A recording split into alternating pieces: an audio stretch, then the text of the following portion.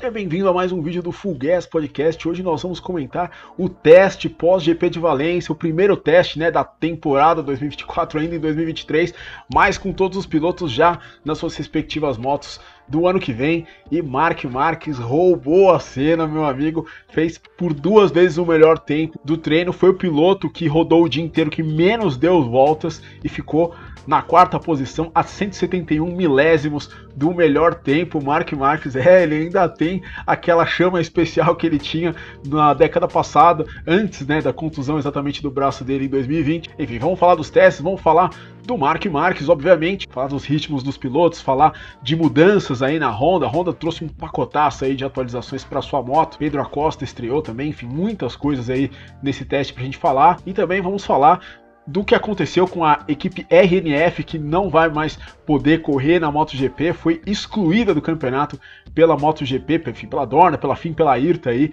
por não honrar pagamentos, enfim, uma confusão enorme aí, a gente vai falar sobre isso. E vamos falar também, mais importante, no final das concessões para a temporada do ano que vem. Amarraram os 2 braços da Ducati, as 2 mãos da Ducati, de Didi da linha, eles amarraram e deram uma bela colher de chá aí para as japonesas. A gente vai falar disso minuciosamente aqui nesse vídeo. Enfim, fique com a gente aí. Se você gosta do conteúdo do canal, cada vez mais gente chegando aqui, aperta o like e, óbvio, se inscreva no canal. Bora chegar a 6 mil inscritos aí até o final do ano. Aí, enfim, conto com a ajuda de vocês. Vamos falar do teste, vamos passar o resultado aqui rapidinho aqui. Maverick Viñales foi o mais rápido com a Aprilia. Depois veio o Brad Binder, que quase superou o tempo do Viñales, ficou a 28 milésimos dele, pegou o Franco Morbidelli aí no final da sua volta, depois na volta seguinte acabou caindo e encerrou o seu treino por ali. Depois o Marco Bezzecchi da melhor Ducati, Marc Marquez na 4ª posição, depois Raul Fernandes, que para muita gente teve o melhor ritmo desse teste, depois Alex Marques, Fábio Di Giannantonio, Enea Bastianini, Jack Miller, Luca Marini, melhor Honda aí na 10ª posição, depois o Pecco Bagnaia, o campeão mundial aí, ficando a 7 décimos do melhor tempo em 11º. Muito bem, antes de começar a falar do teste, esse teste agora de terça-feira teve muito mais vento e muito mais frio do que o final de semana, por isso os tempos foram mais lentos aí, em geral, do que os tempos do final de semana do GP de Valência. Mas enfim, a atenção para esse teste aí estava em alta, obviamente, $10 aí para você entrar para assistir esse teste, e no início do dia tinha fila de quase 4 km aí na entrada do autódromo, segundo algumas pessoas, todos querendo ver a estreia de Marc Marquez na Ducati. Eu vou te falar, se essas pessoas realmente foram ver a estreia do Marquez, elas não saíram decepcionadas, porque ele roubou a cena, como ele roubaria a cena mesmo se tivesse terminado em 11º.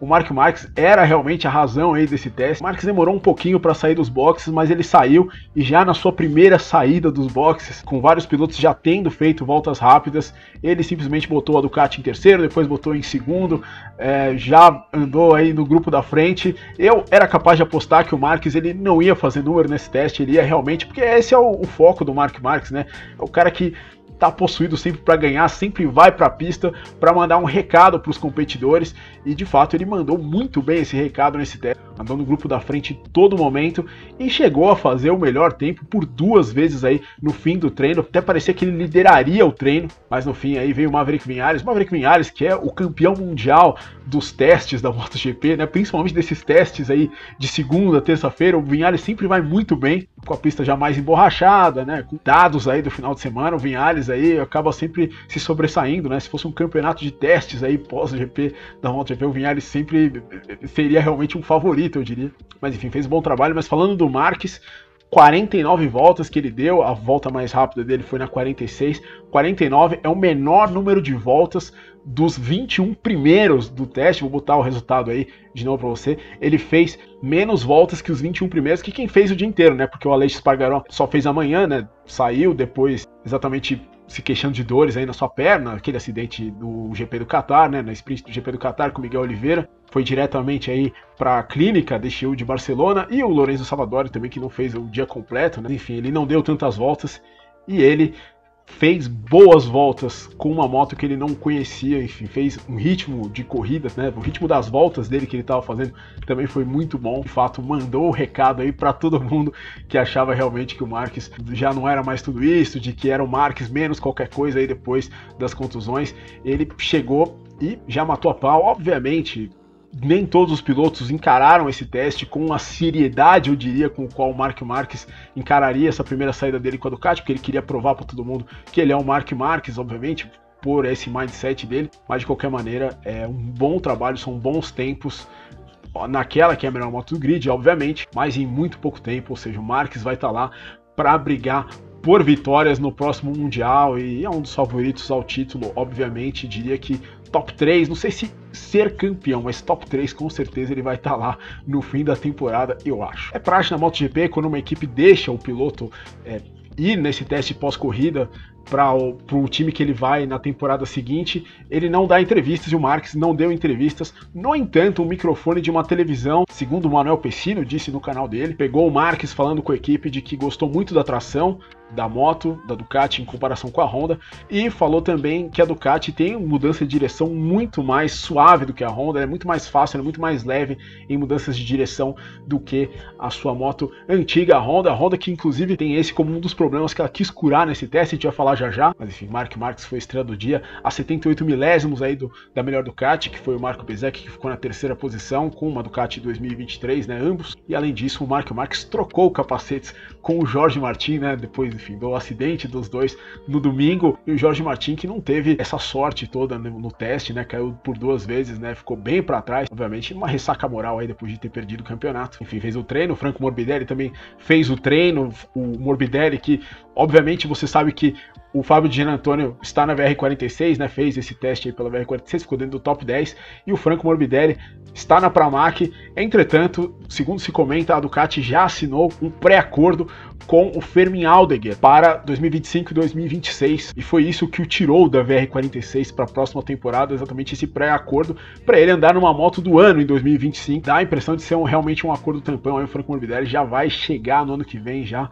com um emprego muito visado aí, na marca do pênalti, como se diz. O time de fábrica da Ducati, eles testaram uma moto nova aí, uma moto inteiramente preta, que eu achei que ficou bem bonita, ou inteiramente carbono, né, no caso. Nada de muito importante ali a olho nu, né, na aerodinâmica. Testaram mais coisas do motor e da eletrônica, que o Pecco Bagnaia falou que até foi bem positivo. A KTM, que testou uma nova aerodinâmica, né, inclusive foi com ela camuflada aí para a pista. As asas dianteiras parecem maiores nessa nova carenagem. A Aprilia mais uma vez testou o seu chassi de fibra de carbono, mas foi com o Lorenzo Sabadori. Mas eu diria que as maiores mudanças do dia vieram exatamente do box da Honda, Repsol Honda, que levou o protótipo de 2024 para a pista, aparentemente um protótipo que fez um regime em comparação com 2023, 7 quilos a menos nessa nova moto, que faz dela mais ágil, né? Exatamente a agilidade que o Marc Marquez falando que estava faltando na Honda, eles estão tentando recuperar isso aí com essa dieta na moto. Há também agora uma maior distância entre eixos aí,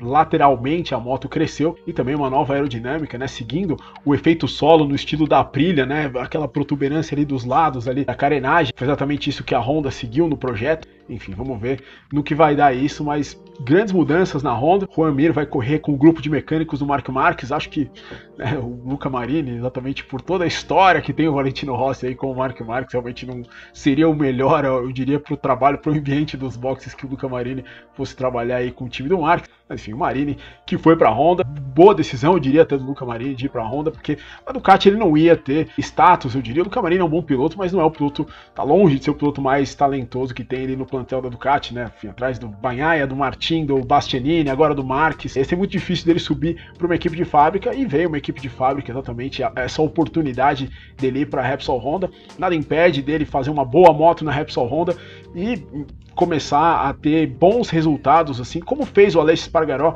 na Aprilia, né? O Aleix Espargaró saiu meio pela porta dos fundos ali na Suzuki e foi para a Aprilia, fez uma moto boa e tá aí, ganhou suas corridas, fez grandes provas aí nos 2 últimos anos, e também não é o piloto mais talentoso do grid na MotoGP, mas acreditou num projeto enquanto ele estava emergente. E a Honda, um dia a Honda vai melhorar. Eu diria que é uma aposta quase que impossível de você perder. A Honda, ela não vai estar para sempre com a pior moto na MotoGP, e o Marini aposta nisso, e obviamente vai ganhar um dinheiro a mais aí, indo para a Repsol Honda. O Marc Marquez ganhava 20 milhões, né? Se ele ganhar, eu diria que um quarto, um quinto disso, acho que já tá muito bom para ele. Ele que, segundo se comenta, até ficou meio de mal da VR46 por todo esse imbróglio aí que ocorreu depois do Johan Zarco sair da Pramac. Quando o Bezzecchi disse que não queria subir para a Pramac, resolveram colocar o Morbidelli lá, o Marini queria aí a sua chance na Pramac, mas enfim, foi uma questão aí empresarial. A VR46 preferiu o Morbidelli ali. O Luca Marini já se sentia pouco valorizado porque ele queria ter dentro da sua equipe o Matteo Flamini, né, que era o técnico eletrônico do Valentino Rossi e é o crew chief do Marco Bezzecchi. Enfim, a gente acompanhou até pelas redes sociais um pouco esse distanciamento do Luca Marini da VR46, apesar de ser meio irmão do Valentino Rossi.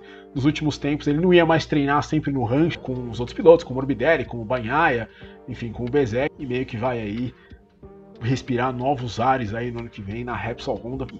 Enfim, uma grande equipe, uma grande história e com um contrato de 2 anos, o que é mais importante. Mas falando de algumas outras notícias aí desse momento da MotoGP, do teste, do final de semana, a RNF não vai correr na temporada do ano que vem. A RNF, que era a segunda equipe da Aprilia, né, foi a equipe da Yamaha no ano passado, não vai correr mais na MotoGP exatamente porque foi tirada pela Dorna, pela FIM, pela IRTA do campeonato. A equipe que é 60% da Criptodata, que é uma empresa que desenvolve produtos de encriptação de dados, né, enfim, mundo digital, né, não tem nada a ver com criptomoedas, né, esse dinheiro de mentira, né, polêmica, né, dinheiro de mentira. Uma empresa romena que estava muito infeliz com o Razlan Hazari, que tinha 40% da equipe, né, ele que, enfim, o fundador da equipe depois que a Petronas foi embora. Eles mandaram ele embora durante o final de semana falando que o time estava sendo muito mal gerido pelo Hazali, de fato a equipe estava com dificuldades financeiras.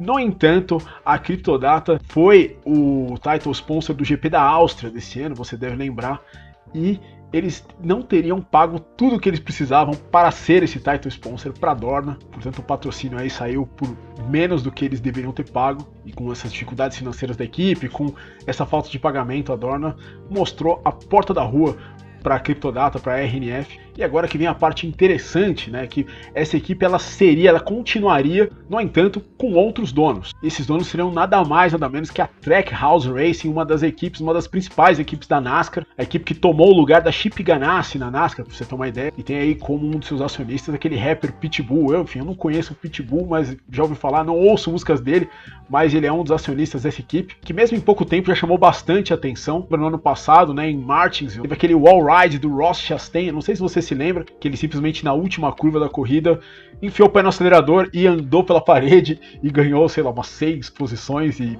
foi inclusive para a última fase ali da decisão do título, né, do Chase. E nesse ano eles têm um carro, né, rotativo no grid, que é o Project 91, né, o carro 91 da equipe, que quem andou nele foi ninguém mais, ninguém menos que o Kimi Raikkonen numa corrida, e um dos pilotos que andou nesse carro ganhou a corrida na sua estreia, foi o neozelandês Shane Van Gisgerben, exatamente na corrida de Chicago, né, que foi uma corrida uma pista de rua, né, com chuva. Foi uma das poucas coisas da NASCAR que eu assisti esse ano, e ele venceu essa prova, que foi muito interessante. E essa Trackhouse Racing poderia assumir a RNF, assumir o que sobrou da equipe, né? Enfim, todos os mecânicos, engenheiros, pilotos estariam nessa equipe, enfim, seriam agora geridos pela Trackhouse Racing. Representantes dessa equipe, inclusive, estiveram no GP de Valência, provavelmente a convite da MotoGP, provavelmente a convite do Dan Rossomondo, né, que assumiu esse ano o cargo de chefe comercial da MotoGP, né, ele que vem da NBA. Enfim, a MotoGP tentando crescer aí nos Estados Unidos, realmente seria uma adição bastante interessante para o grid da MotoGP, muito melhor do que a RNF, que meio que não trouxe nada para a MotoGP, até a moto da RNF era mais feia do grid. Muito bem, mas por último a gente vai falar das novas concessões, do novo sistema de concessões da MotoGP, e para isso eu vou trazer uma tabelinha agora aqui para a gente se guiar, para a gente entender mais ou menos de como é que isso vai ser. Muito bem, a gente tem ranking A, ranking B, ranking C, ranking D, e no ranking A apenas equipes que tenham feito mais de 85% dos pontos do ano. A gente tem que lembrar que 100% no caso dessa temporada foi 728 pontos, a Ducati fez 700 pontos, ou seja, 96%, então ela estaria nesse grupo A. A KTM fez 373 pontos, ou seja, 51%, a Aprilia fez 326, 45%, a Yamaha 196, 27%, e a Honda 185, 25%, ou seja, a Ducati está no grupo A, KTM e a Aprilia estão no grupo C, e as duas japonesas no grupo D. O que acontece? As equipes agora, todas elas tinham 200 pneus de testes até esse ano.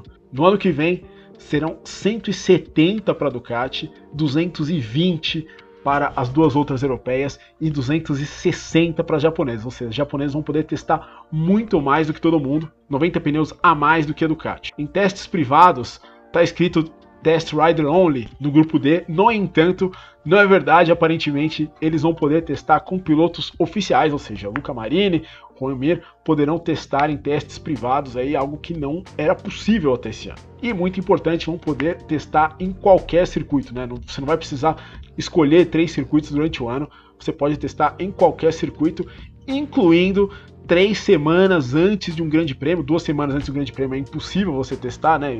Essa regra continua valendo. Agora, 3 semanas antes é possível a equipe testar no circuito que vai receber a corrida e obter dados. Então isso é bastante importante. A Ducati, que sempre botou um monte de wildcard, não vai mais poder botar o wildcard, enquanto que todas as outras montadoras têm direito a 6 wildcards e vão ter direito aí a 2 motores a mais por temporada. Esses 7 ou 8, 9 ou 10 é para o caso de passarmos de 20 corridas, né? Pro ano que vem vamos ter 22 aparentemente. Portanto, se forem 20 corridas, vão ser 7 e 9 motores.